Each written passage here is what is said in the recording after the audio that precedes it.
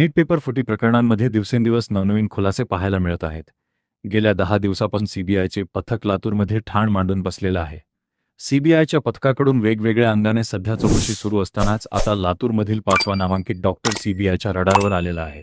औसा भागातील नामांकित असलेल्या डॉक्टरची गेल्या 1 तासापासून सीबीआयकडून चौकशी सुरू आहे. नीट पेपर फुटी प्रकरणांमध्ये या डॉक्टरची काय भूमिका होती याची तपासणी सध्या सीबीआय पथकाकडून सुरू आहे. या सीबीआयच्या कारवाईने लातूर शहरांमध्ये खळबळ उडाली आहे. याचा आढावा घेतला आमचे प्रतिनिधी सुनील कुमार यांनी.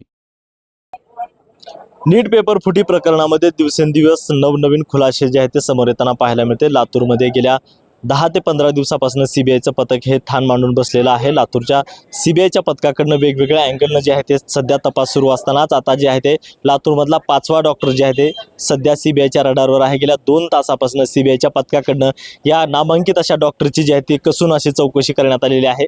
या डॉक्टरनं या नीट पेपर परीक्षेमध्ये पेपर विकत घेतल्याचा संशय सुद्धा जो आहे तो वर्तवला जात आहे आणि त्याच अनुषंगानं जे आहे ते या सीबीआय पथकानं जे आहे ते गेल्या 2 तासापासून जे आहे ते या डॉक्टरची जी आहे ते कसून आता चौकशी केली जाते. त्यामुळे कुठंतर पाहिलं तर आता हा 5वा डॉक्टर सुद्धा सीबीआयच्या रडारवर असल्याचं पाहायला मिळते. आपण जर सातत्यानं पाहिलं तर मोठेगावकर असतील, त्या पीबी कुलकर्णी असेल, त्याच्यानंतर डॉक्टर मनोज शिरुरे असतील किंवा मनोज देशमुख असतील, या डॉक्टरांचा समावेश झाल्याच्या नंतर आता आणखीन एक नामांकित जो डॉक्टर आहे औसा रोड भागामध्ये त्याचं एक मोठं हॉस्पिटल आहे.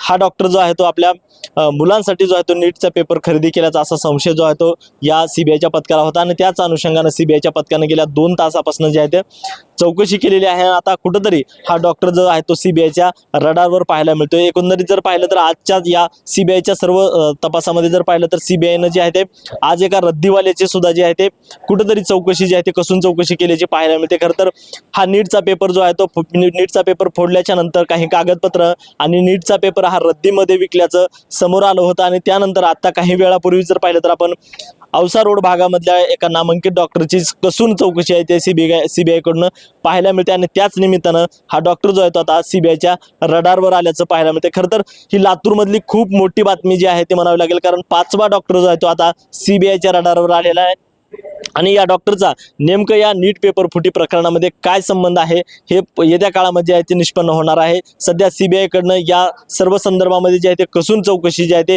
सुरू होत आहे. मात्र कुठेतरी आता या निमित्तानं असं वाटतं की हा 5वा डॉक्टर सुद्धा जो आहे तो सीबीआयच्या आता रडारवरती आहे. एकूण जर पाहिलं तर आणखीन काही डॉक्टर जे आहेत ते या सीबीआयच्या रडारवर येण्याची शक्यता आहे. त्याचबरोबर काही पालक असतील, काही विद्यार्थी असतील, यांची सुद्धा जी चौकशी आहे ते सीबीआयच्या पथकाकडनं सध्या सुरू असल्याचं सुद्धा पाहायला मिळते. त्यामुळं उद्या नेमकं या सर्व प्रकरणामध्ये नेमके नवीन अपडेट काय येणार आहेत हे सुद्धा पाहणं महत्त्वाचं आहे. सुनील कुमार, एकमत डिजिटल, लातूर.